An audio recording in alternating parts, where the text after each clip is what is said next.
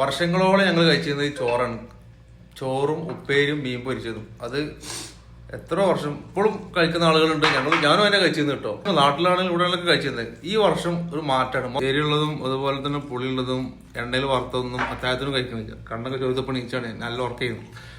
ഒരു ഗ്ലാസ് ഓട്സും ഒരു 2-3 ഈത്തപ്പഴം, അത്തിപ്പഴം, അതുപോലെ ഈത്തപ്പഴം, ഉണക്കമുന്തിരി, വാൽനട്ട്, ബദാം കാണിച്ചു തരാം. അപ്പം നിങ്ങളത് കുടിച്ചു നോക്കിട്ടോ.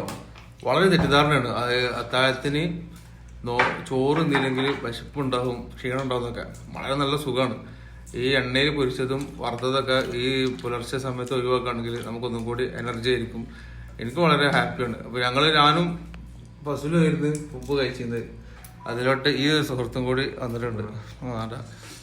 മുട്ടയാണ്. അതിലൊരു മുട്ടയുണ്ട് കേട്ടോ. എൻ്റെ ഫുഡാണ് കാണിച്ചു തരാം. ഓക്കെ, ശീലമായിക്കൂടെ കേട്ടോ. ഈ നോമ്പിൽ അടുത്ത നോമ്പിനെങ്കിലും വളരെ നല്ല മാറ്റങ്ങൾ കാണാൻ പറ്റും. പഠിച്ചോ എല്ലാവർക്കും ഇതുപോലെ നോമ്പെടുക്കാൻ തൗഫീക്ക് നൽകട്ടെ. എന്താ ജലീൽ എന്നിട്ട് നാടൻ മുട്ട ഇട്ടത്, ജലീലിന്റെ മുട്ട, അതുപോലെ തന്നെ ഒരു ഗ്ലാസ് ഓട്സ്